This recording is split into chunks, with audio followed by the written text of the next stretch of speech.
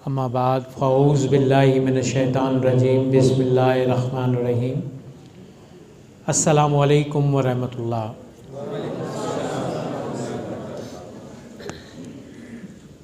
आप तमाम अहबाब का तहे दिल से शुक्रगुज़ार हूँ कि आपने मुझे इस काबिल समझा, इतनी पाकीज़ा मुक़द्दस महफ़िल में शरीक किया, शरीक फरमाया। अल्लाह ताला आप सबको अजर अज़ीम अता फ़रमाए। मैं एक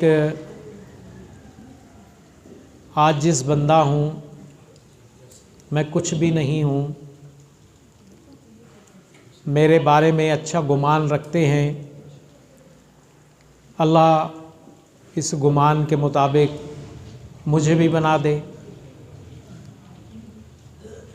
मेरा तारुफ़ तो हो गया, मैं अपने बारे में थोड़ा सा बताना चाहूँगा।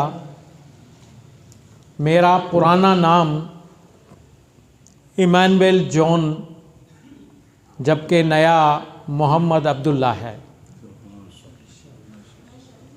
मैं एक ईसाई मसीही मिशन का सरबराह था। पाकिस्तान का एक बड़ा इदारा था, एक मिशन था, जिसका मैं पाकिस्तानी चेयरमैन था। मेरी तंजीम का नाम the young Christian fellowship worldwide के नाम से वो पूरी दुनिया में काम करती थी। मेरे वालिदैन डॉक्टर थे, अभी वाले ज़िंदा हैं, अमेरिका में होते हैं। मैं उनका एक ही इकलौता बेटा हूँ। मैंने अपनी ज़िंदगी का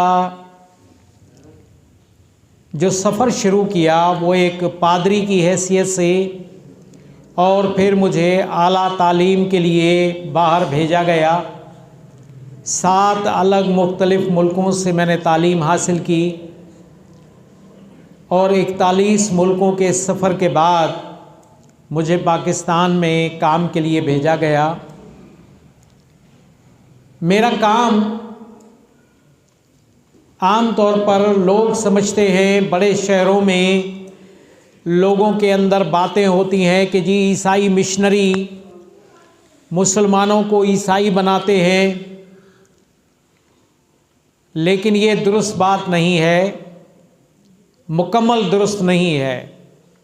मेरा काम मुसलमानों में था, मैं मुसलमानों में ही काम करता था, लेकिन मेरा काम मुसलमानों को ईसाई बनाना नहीं था। जो मैं काम करता था इसके लिए मुझे सालाना करोड़ों रुपए का फंड मिलता था। मुझे करोड़ों का फंड मिलता था, लेकिन लोगों को, मुसलमानों को ईसाई बनाने के लिए नहीं। आप सोचें कि करोड़ों का फंड मिलता था, फिर ये करता क्या था? मेरा काम था, मेरा जो प्रोग्राम जिसके तहत मैं काम करता था वो ये था कि मैं मुसलमानों को ईसाई ना बनाऊं, लेकिन उन्हें मुसलमान भी ना रहने दूं।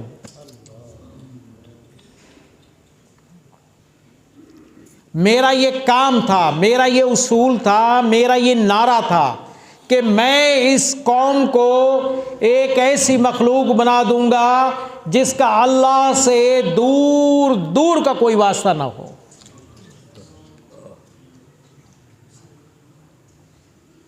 इस काम के लिए मैंने कई तरीके अपनाए, ईजाद कर रखे थे।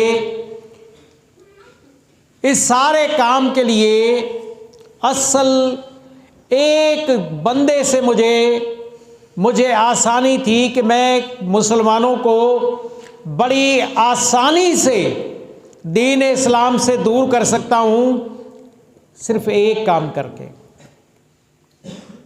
फ़कत एक काम करके।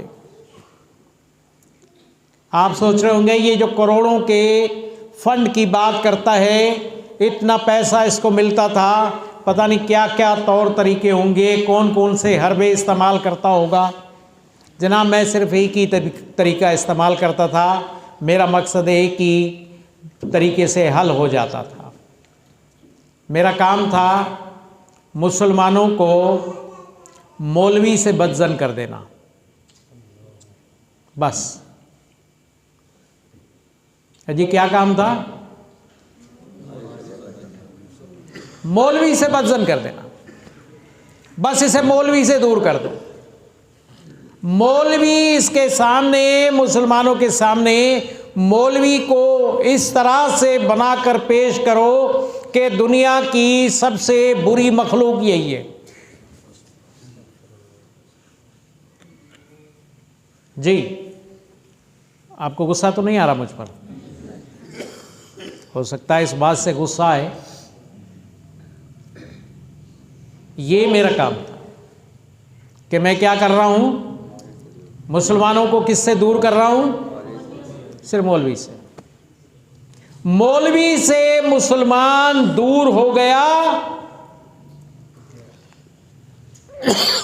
गोया वो दीन इस्लाम से गया।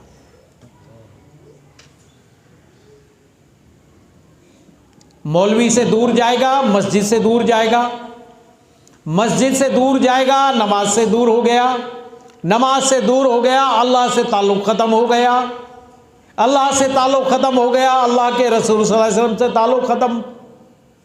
बाकी क्या बचा? बाकी कुछ बचा? हाँ जी, अब इस आदमी के पास क्या बचा? कुछ भी नहीं। तो मेरा काम यह था, हाँ, इसके लिए मुझे अलग अलग तरीके अपनाने पड़ते थे। एक ही तरीका कामयाब नहीं होता था कि एक ही तरीके से काम करूं। इसमें पकड़े जाने का एहतमाल था कि पकड़ा जाऊंगा, एक ही हरबा नहीं काम करेगा। फिर मैं मुख्तलिफ तरीक़ों से काम करता था। मेरी तंजीम के लोग जो मेरे पास काम करते थे, मैंने उन्हें अलग अलग तरीक़ों से ट्रेंड किया था, क्योंकि मैं अपनी तंजीम का पाकिस्तान में सरबराह था। इसलिए सारे प्रोग्राम मुझे खुद तरतीब देने पड़ते थे, मैं खुद सारे प्रोग्राम बनाता था। और मैंने अपने लोगों को ट्रेंड किया हुआ था। एक तरीका या दो तरीके बताऊंगा, टाइम मेरा ख्याल है कम है और बात बहुत लंबी है, इसलिए मुख्तसर करता हूँ। मैंने अस्पतालों के अंदर, मुख्तलिफ मुल्क के मुख्तलिफ बड़े अस्पतालों में अपने ट्रेंड किए हुए लोग रखे थे, नर्सेस को रखा था। सारी नर्सें ऐसी नहीं होती जैसी मैं बताने लगा हूँ, कुछ मखसूस किस्म की औरतें होती थी, मखसूस नर्सें। मैं उन्हें ट्रेंड करता था इस तरह कि वो एक मरीज़ को टारगेट बनाती थी कि जिस मरीज़ को तकलीफ़ ज़्यादा होती थी, दर्द में मुब्तला होता था, वो नर्स उसके पास जाती और उसको कहती दर्द है, दवाई दे दूँ? मरीज़ कहता जी दे दो। वो नर्स उसे 2 गोलियां जेब से निकालती, पानी का गिलास पकड़ाती और गोलियां देने से पहले कहती आप कलमा पढ़ो। वो कलमा पढ़ता, उसे कहती कहो अल्लाह शाफी अल्लाह काफ़ी, वो पढ़ लेता। जिसके बाद वो उसे कहती कि खा लो, वो दवाई खा लेता। अब ये उधर राउंड लगाती रहती, चकराती रहती, दर्द ने नहीं जाना, दर्द जाता नहीं था, मरीज़ उसी तरह तड़प रहा है। फिर जाती है कुछ देर, आधे घंटे के बाद फिर चक्कर लगाती है, दर्द का क्या हुआ? दर्द नहीं गया, वैसे का वैसा मर रहा हूँ। ओहो, ये क्या हुआ? आपने तो अल्लाह शाफी अल्लाह काफ़ी कहा, आपने तो अपने दीन का कलमा भी पढ़ लिया। अच्छा ठहरो। फिर का पानी का गिलास लाई, फिर 2 गोलियां निकाली, उसके हाथ पे रखी, बोला अब ऐसा करो, आपको हज़रत ईसा अलैहिस्सलाम का कलमा आता है? जिसको आ रहा है वो कहता ठीक, जिसको नहीं आता उसको कहती चलो मैं आपको पढ़ाती हूँ, पढ़ो। वो पढ़ लेता।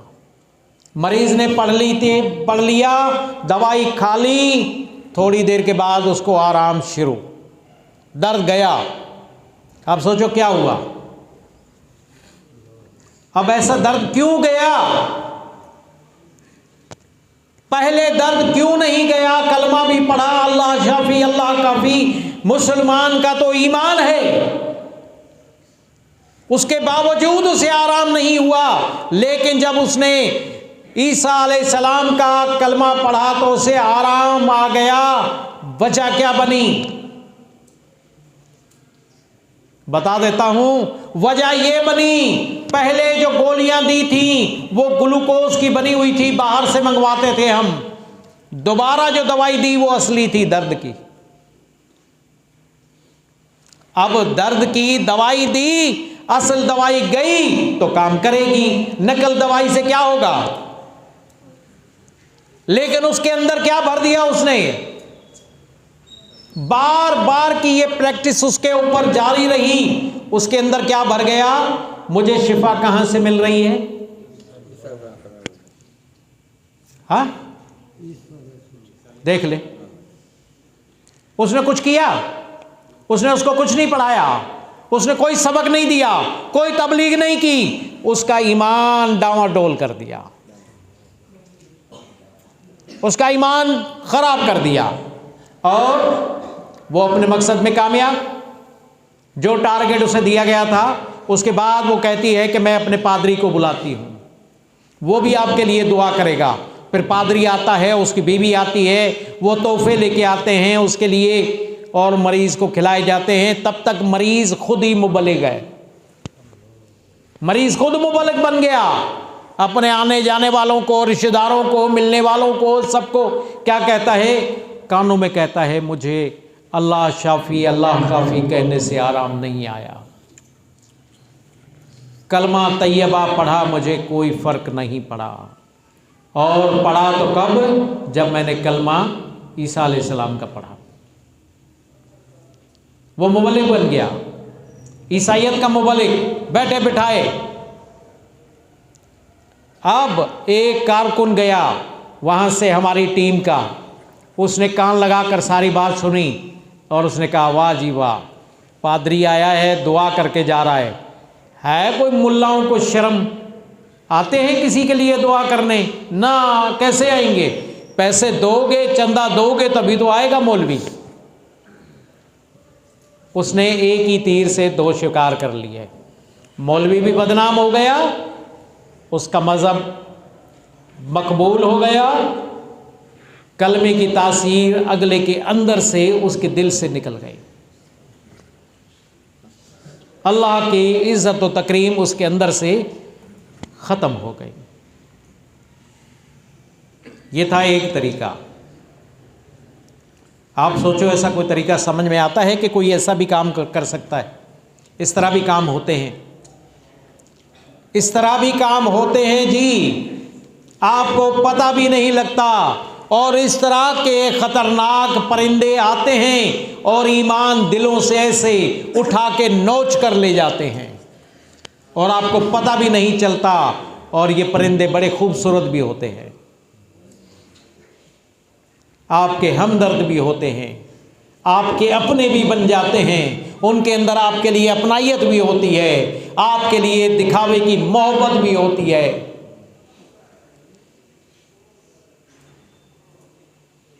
एक तरीका मैं बसों में इस्तेमाल करता था। मैंने ड्राइवरों को ख़रीदा, कंडक्टर्स को ख़रीदा। उस काम के लिए मैंने एक वक्त सर्फ किया। लाहौर के लारी अड्डे से मैंने काम का आगाज़ किया तो मैं उन ड्राइवरों को अपने काबू में करने के लिए उनके साथ बैठकर, मैं एक इंटरनेशनल पादरी था, इंटरनेशनल, जिसने 41 मुल्कों का सफ़र किया था इस तबलीग के लिए, अपने मसीहत की तबलीग और तरबियत के लिए।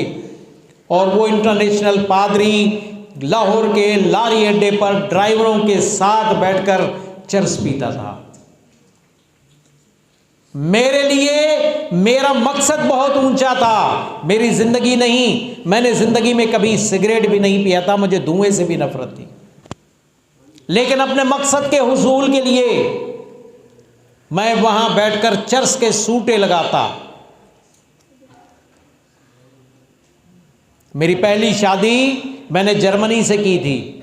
मेरी जर्मन बेगम थी, एक बच्चा उनकी गोद में था, मेरा बेटा था पहला। जैसे ही उन्होंने मुझे देखा इस हालत में, मैंने उनको नहीं बताया कि मैं क्या करता हूँ। चर्च पी के जाता, कपड़ों से बदबू, मुंह से बदबू, बालों से बदबू। उसने कहा आप पागल हो गए हो, तुम आके यहाँ पर भंगी बन गए। मैंने उसे नहीं बताया कि मैं क्या करता हूँ, क्यों कर रहा हूँ। वो नाराज हो गई, उसने कहा मैं जा रही हूँ। मैंने कहा चली जाओ। वो चली गई, वो जर्मनी चली गई नाराज होकर। बच्चा ले गई, मैंने कहा ले जा। एक बच्चा गोद में, एक पेट में, हामिला थी, चली गई। मैंने परवाह नहीं की। मेरा मकसद ऊंचा था, मेरा मकसद इतना ऊंचा था मेरे लिए, मेरा मकसद इतना अहम था मेरे लिए कि मेरे लिए ना बीवी की कोई कदर कीमत थी, ना अपनी औलाद की कोई फिक्र और परवाह थी। मेरा मकसद बहुत ऊंचा था। और मकसद क्या था? सिर्फ मुसलमानों को उनके ईमान से निकालना।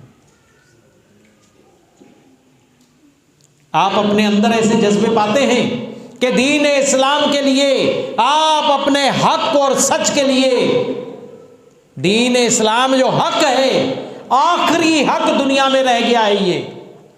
इसके बाद, इसके अलावा, इसके आगे पीछे कहीं पर कोई हक नहीं मिलेगा आपको। हक सिर्फ दीन इस्लाम है। और आप इसके लिए ऐसा कर सकते हैं। इतना जज्बा है। दुनिया को जीतने के लिए जज्बों की ज़रूरत होती है, हकीकी तौर पर जज्बों की। आप सोचिए, मैं अपने बातिल के साथ, मैं अपने उस झूठ के साथ इतना वफादार था।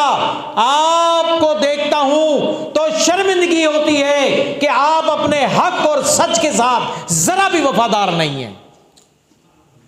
अफसोस मुझे मुसलमानों पर होता है।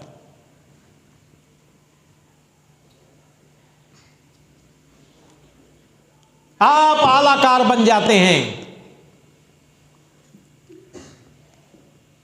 आप दुश्मन बन जाते हैं उलमा के, आप मौलवी के दुश्मन बन जाते हैं। दूसरों के कहने पर आकर आप अपने उलमा की बेइज्जती करते हैं। हालांकि ये आपको अल्लाह से जोड़ने वाले लोग हैं। यही लोग हैं जो आपको जोड़ कर रखते हैं अल्लाह से और अल्लाह के दीन से। और दुनिया इन्हीं से तो हटाना चाहती है आपको, कि इनसे हटेंगे तो दीन को छोड़ देंगे। मैं बस में बैठता, बस वालों को ख़रीदा, बस में बैठ जाता, बाइबल अपने हाथ में रखता और खड़े होकर कहता, मैं सबके लिए दुआ करना चाहता हूँ, मुसाफिरों के लिए। तो बस में मेरी टीम होती, एक मौलवी खड़ा हो जाता, वो मेरी टीम का मौलवी बना के रखा था हमने अपनी टीमों में। ऐसे मौलवी तैयार कर रखे थे जो मौलवियों के लिबादे में होते थे। वो खड़ा हो जाता, वो कहता, ओ चुप कर जाओ चूड़िया, और चुप करो काफर, तू क्यों दुआ करेगा हमारे लिए। तो एक और बंदा खड़ा हो जाता, क्लीन शेव नौजवान पैंट शर्ट वाला, वो उसको कहता, चुप है मौलवी, तेरा तो काम ही फसाद फैलाना है, तेरा तो काम ही फितना है। वो बंदा कह रहा है मैं मुफ्त में दुआ करूंगा, चंदा नहीं लूंगा। तूने कभी दुआ की? मौलवी चुप के बैठ गया। गाड़ी वाले ने गाड़ी आगे ले जाकर किसी मोड़ पर एक झटका मारना गाड़ी को, मेरी हिदायत के मुताबिक लहरा देता है। लहरा गई गाड़ी, मुसाफिर उलट पुलट गए, चीखें हो गई। तब वही क्लीन शेव खड़ा होकर कहता, ओ मौलवी, वो देख ले, आज हम मरे थे, लेकिन इस पादरी ने, जिसको तूने काफर बोला, इसकी दुआ से हम सारे बच गए। फिर एक औरत खड़ी हो जाती बुर्के में, मेरी टीम की, भाई आपने इतनी दुआ की, हम सब बच गए, हमारे बच्चे बच गए, आप मेरे घर के लिए दुआ करेंगे, उसमें मेरा शोहर या भाई या बाप या बच्चा या बच्ची बीमार है, दुआ करेंगे? हाँ मैं करूँगा, आपके घर पर आऊँगा, अपनी बीवी को लाऊँगा, दुआ करूँगा। जैसे ही एक औरत कहती है, वैसे ही 2-4 औरतें जो असल होती हैं वो भी खड़ी हो गई, हमारे लिए भी, हमारे लिए भी, हमारे लिए भी। हाँ जी, अपना एड्रेस दे दो, मैं आपके घर पे आ जाऊँगा अपनी बीवी को लेकर। फिर अपनी बीवी को लेकर उसके घर पे पहुँच गया, वहाँ भी मुल्ला की, मौलवी की बदनामी की और उनको तोहफे दिए, तहाइफ दिए, और इस तरह से वो ख़ानदान भी बाहर गया।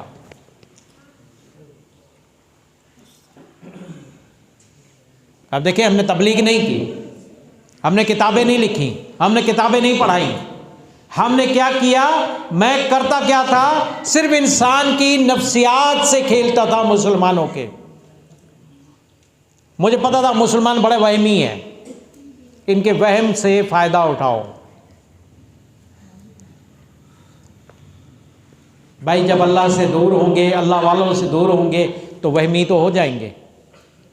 अल्लाह के लोगों से, अल्लाह के ज़िक्र से दूर होंगे तो वहमी तो बनेंगे। तो बस ये हालत थी। तो ये 2 मैंने तरीके बताए, इसके अलावा बेशुमार तरीके थे। कॉलेज में काम करता था, यूनिवर्सिटीज़ में काम करता था, स्कूलों में काम करता था, गलियों में, मॉलों में, सड़कों पर काम करता था। बरसों तक ये मेरा मामूल रहा और मैंने बेशुमार लोगों को दीन इस्लाम से दूर किया। मेरे बारे में आखिरकार अखबारों को इल्म हुआ, कराची के मैगज़ीन तकबीर ने मेरी स्टोरी लगाई, मेरे पास पड़ी है, मेरे पास वो रिसाला पड़ा है। उन्होंने स्टोरी लगाई, कराची पर ईसाइयत की यलगार, मेरी तस्वीरें, मेरी बेगम की तस्वीरें, मेरे चर्चों की तस्वीरें लगाई कि मैं कैसे लोगों को वर्गलाता हूँ। उम्मत अखबार मेरे बारे में लिखता रहा, मुझे जाहिर कर दिया।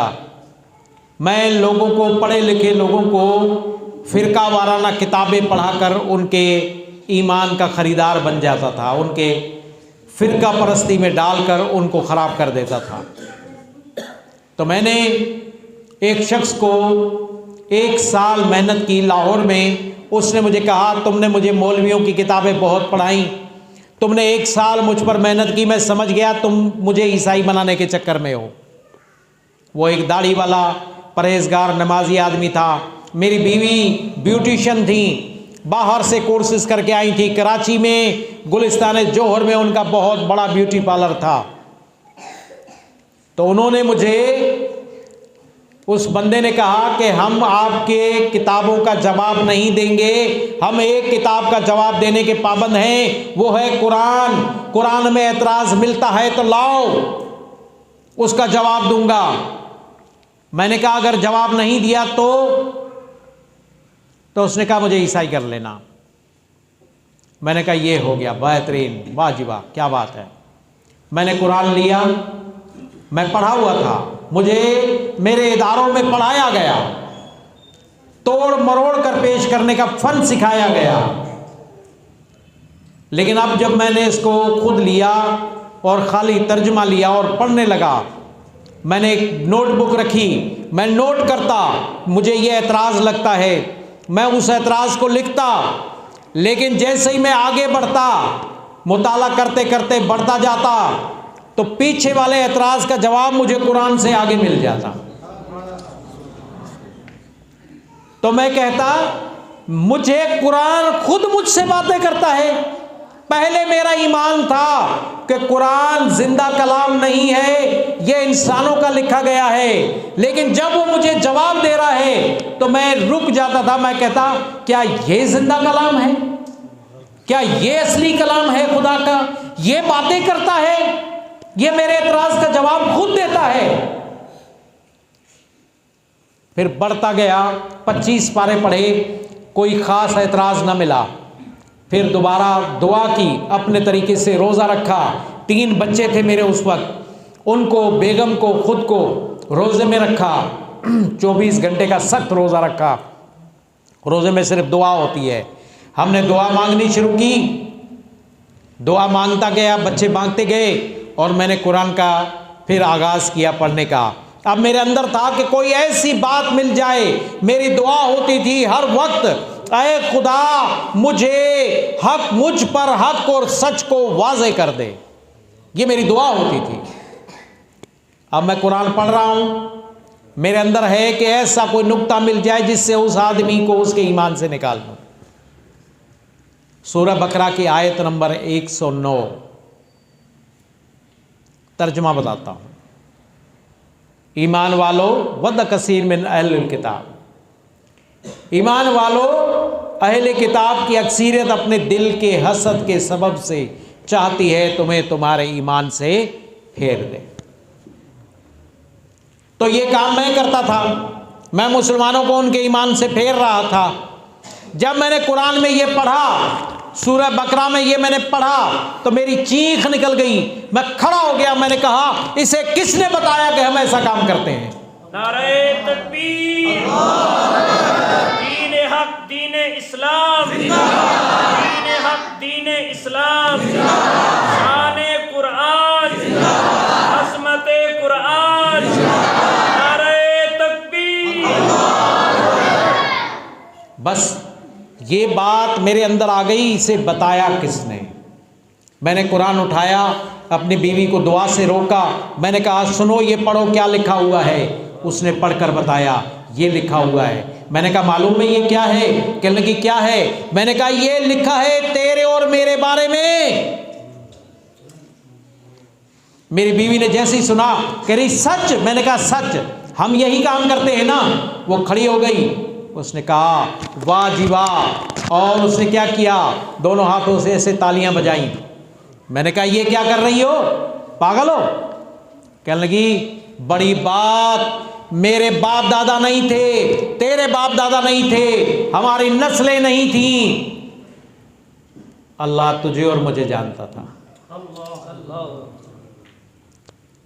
हम नहीं थे, हमारी नस्ल नहीं थी, लेकिन अल्लाह हमें जानता था। ये मुसलमानों का 1400 साल पुराना कुरान, इसमें तेरा मेरा जिक्र है। बल्ले भी बल्ले मेरा जिक्र है कुरान में, बल्ले भाई बल्ले मेरा जिक्र है कुरान में। मैंने कहा अच्छी बात नहीं लिखी, हमारे बारे में बुरी बात लिखी है। उसने कहा मैं नहीं जानती अच्छा या बुरा क्या है। फिर हमने तहकीक की।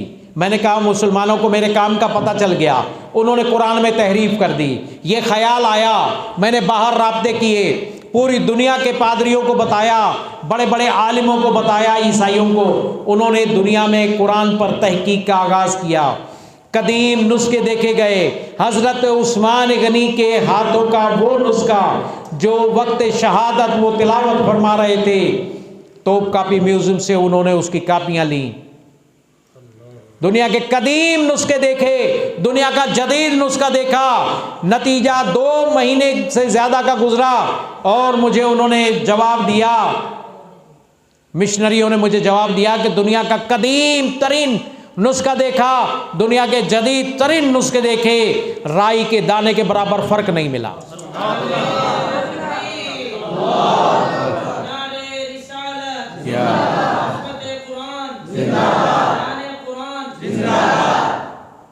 बस हजरत, ये नुक्ता ऐसा लगा, मुझे फ़ोन पर बात हो रही थी, उस टाइम ये मोबाइल नहीं था। मैंने कहा फिर तो इसमें जो कुछ लिखा है वो सच्ची है। उन्होंने कहा जज्बाती हो गए हो। मैंने कहा जज्बाती नहीं हो गया, अकल आ गई। यार इसमें लिखा है ये इंसानों की जानिब से नहीं है, अगर होता तो तुम इसमें बहुत सा फ़र्क पाते, तजाद पाते। और लिखा है इसमें चैलेंज है, इसके जैसी एक सूरत बनाकर तो लाओ। नहीं बना सके।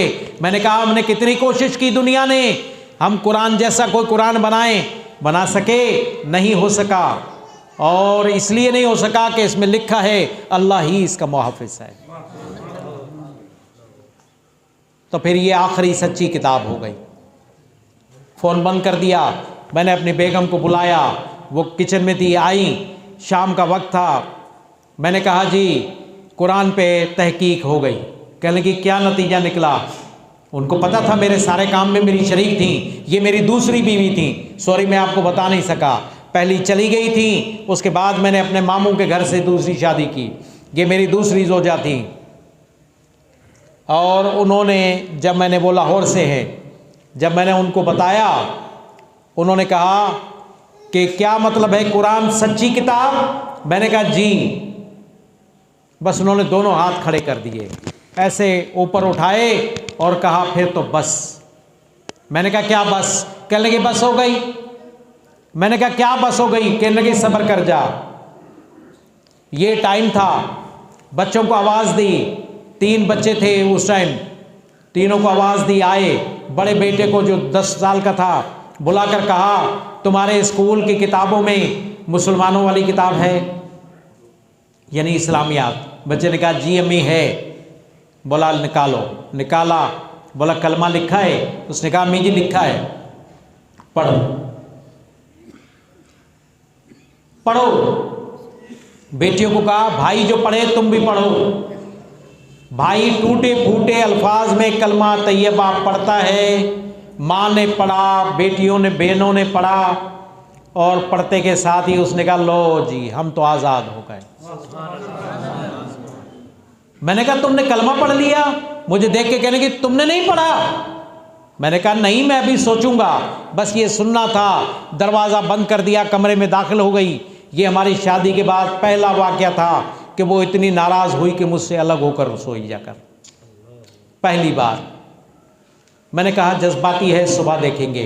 सुबह सवेरे जगा रहा हूँ, उठ जाओ नाश्ता बनाओ। मुश्किल से जवाब दिया नाश्ता नहीं बनेगा। मैंने कहा क्यों नहीं बनेगा? कह लगी हम तेरे लिए नाश्ता क्यों बनाएं? हम मुसलमान, तू काफर, जा परा मर जाके। बस कहा एक रात में दिमाग खराब। वो होश में आ। बोले तू होश में आ, फैसला कर ले, नाश्ता हमारे साथ करना है, कलमा पढ़ ले, वरना जा होटल बड़ी हैं, होटल पे जाके नाश्ता कर, और हम भी तेरे पास बाहर निकल जाएंगे, किसी मदरसे में चले जाएंगे, पनाह ले लेंगे। हाँ, फिर मेरी बहस हुई। मैंने कहा खाएंगे कहाँ से? मुसलमान हो जाऊंगा, खाएंगे कहाँ से? उसने कहा भाई गल सुन, मैं ते ला ली अल्लाह दे नाल यारी, हुण तेरी वारी। क्या है? यारी लगा ली? बोले हाँ, अब यारी नहीं तोड़नी, खिलाएगा भी वही, पिलाएगा भी वही। मैंने कहा ये जो तू जहाज में बैठकर घूमती है ना, सुबह जाती है कराची, शाम को वापस आती है लाहौर, रिक्शा भी नहीं मिलेगा बाद में। कह लगे मुझे रिक्शा भी नहीं चाहिए, मुझे बस दीन मिल गया, मुझे हक मिल गया, सच मिल गया, बात ख़त्म हो गई। मैंने कहा अगर तेरी ये मर्जी है धक्के खाने की तो धक्के ही खानेंगे, हीरो हैं, ज़ीरो हो जाएंगे। उसने कहा ज़ीरो कबूल है। उठ। एक बात उसने कहा, नाश्ता बनाया, किया। उसने कहा बस एक फरमाइश करूंगी ज़िंदगी में, कभी तुझसे कभी कुछ नहीं मांगूंगी, उतरा पहन लूँगी, सब कुछ कर लूँगी, तुझसे नहीं मांगूंगी, मुझे बुर्का ला के दे, मुसलमान हो गई हूँ। बाल कटे होते थे, टी शर्ट में रहती थी ये औरत, पैंट पहनी होती थी सारा दिन। बुर्का पहनूंगी, मुसलमान हो गई हूँ, फ़र्ज़ हो गया पर्दा, मैं पर्दा करूँगी। फिर बुर्का लेके दिया, फिर बड़ा हंगामा हुआ, ख़ानदान जमा हो गया, सबको बताया मुसलमान हो चुके हैं। फिर हंगामा होने लगा, मैंने सामान समेटना शुरू कर दिया। पाकिस्तान के बड़े बड़े शहरों में मेरे अपने ज़ाती मकानात थे, बंगले थे। लाहौर में भी ग्रीन टाउन में रहते थे हम। इनके पास इनका एक ही शौक़ था, अपने पैसों का इस्तेमाल, ये सोना ख़रीदती थी। मैंने जब सामान समेटा, अपने कागजात उठाए, अपना पैसा उठाया, बैग में डाला, इनके जेवरात लिए तो 3 किलो से ज़्यादा वज़न के जेवरात थे। मैंने उठाए, मैंने कहा चलो। इन्होंने देखा, बोले ये क्या कर रहे हो? मैंने कहा अपना सामान उठा रहा हूँ। कहने लगी ये सामान मत उठाना, ये सामान मत उठाना। मैंने कहा ये हमारी कमाई है। उसने कहा नहीं, हमने अल्लाह के दीन के खिलाफ काम करके मुसलमानों का ईमान खराब किया, ये कुफ्र की कमाई है, नहीं लूंगी, हम नहीं लेंगे इस कुफ्र की कमाई को, छोड़ दे, फैसला कर ले, अपनी फैमिली रखेगा या ये माल रखेगा। मैंने कहा मतलब? उसने कहा ये सांप और बिच्छू हैं, ये खाएंगे खाएंगे खत्म होगा, फिर इसकी तलब हमें कुफ्र की तरफ वापस लेके चली जाएगी, और मैं काफिर होने के लिए मुसलमान नहीं हुई, मैंने अब पीछे नहीं जाना। मैंने कहा देख लो। उसने कहा देख लिया, बस सब कुछ वहीं छोड़ा, सबको वहीं फेंक दिया। सड़क पे निकल आए, एक बैग छोटा सा था, एक एक सूट था। उसके बाद ज़िंदगी असल क्या है तो पता चला। गुब्बारे बेचे, बिरयानियाँ बेची, पकोड़े बेचे, सड़कों पर काम किया, मजदूरी की, तगारियाँ उठाईं, सीमेंट के काम किए, ब्लॉक उठाए, ईंटें उठाईं, कब्रिस्तान में 13 महीने तक अपने बच्चों के साथ रहा, रिज़्क़ हिलाल खिलाया, मेहनत मजदूरी की। लोगों ने कहा सर्टिफिकेट लेके आओ, हम तुम्हें चंदा देंगे। मैंने कहा इसका मतलब तुम मुझे भिखारी बनाओगे। मैं भिखारी नहीं बनूंगा, कमाऊंगा। कमा के बच्चों को खिलाया, बच्चों को पढ़ाया, बीवी को पढ़ाया, बच्चों को पढ़ाया। जो बड़ा बेटा है वो हाफिज़ बना, उससे छोटी हाफिज़ा बनी, अल्हम्दुलिल्लाह। उससे छोटी वाली 3 थे, बाद में 4 और अल्लाह ने दिए। सब दीन से जुड़े हैं, दीन की तबलीग करते रहे, लोगों को, गैर मुस्लिमों को दावत देते रहे। 3000 से ज़ायद घराने अल्हम्दुलिल्लाह कलमा पढ़ चुके हमारे वजह से। फिर एक वक्त वो आया जब बेगम ने कहा मुझे मदरसा चाहिए, मैं इतना पढ़ी हूँ, मुझे 9 मुस्लिम बच्चों को पढ़ाना है, मुझे मदरसा चाहिए। मैंने कहा पैसा नहीं है, क्योंकि हमारे पास नहीं, हम किराए के मकान में रहते हैं, 21 साल हो चुके हैं, 22वां साल शुरू हो रहा है और हमारे पास मकान नहीं, हमारे पास कुछ नहीं, कोई वसाइल नहीं। मैंने कहा कहाँ से लाऊंगा?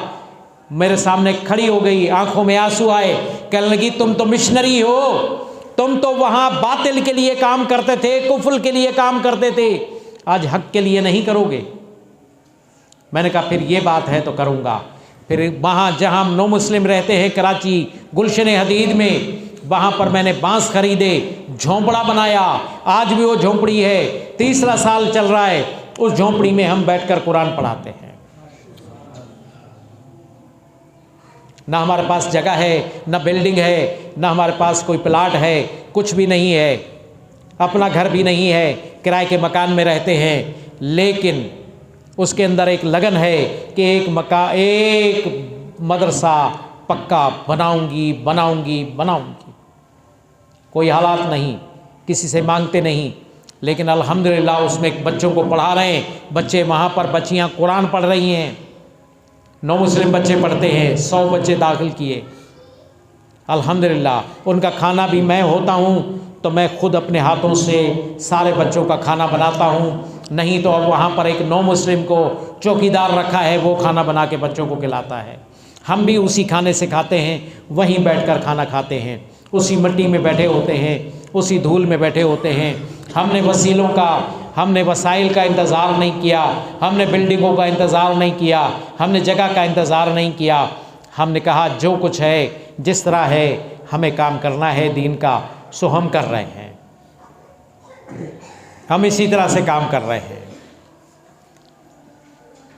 अब अल्हम्दुलिल्लाह हमारे वो बच्चे कुरान में हैं और कुरान पर आए हैं। किसी का 15वां पारा है, किसी का 13वां है, किसी बच्ची का 14वां है। इस तरह वो सारे कुरान पढ़ रहे हैं, सीख रहे हैं, तरबियत पा रहे हैं। ये वो औरत है जो कभी यूरोप में होती थी, कभी पाकिस्तान में, आज उधर मिट्टी में बैठी होती है और कह रही होती है इससे बड़ा सुकून तो कभी नहीं था, इससे बेहतरीन सुकून तो कभी नहीं था। जब वो सोती है तो कहती है कि कितने मज़े की नींद आती है। क्यों? मालूम है क्यों? कहती है इशा की नमाज़ पढ़ के फिर जो सुकून आता है ना, वो कभी नहीं आया था, करोड़ों अरबों खर्च किए, कभी सुकून की नींद नहीं आई। आज जब नमाज पढ़ के खाली पेट भी हो तो सोती हूँ तो बड़ा सुकून आता है। दुआ फरमा दें मेरे लिए, मेरे ख़ानदान के लिए, मेरी आने वाली नस्लों के लिए, कि हम सबका खात्मा इसी ईमान पर हो, इसी कलमे पर रहे और इसी ईमान के साथ ही हम जिएं और इसी के साथ ही हमारा खात्मा हो जाए। व आखिर दावाना अल्हम्दुलिल्लाह।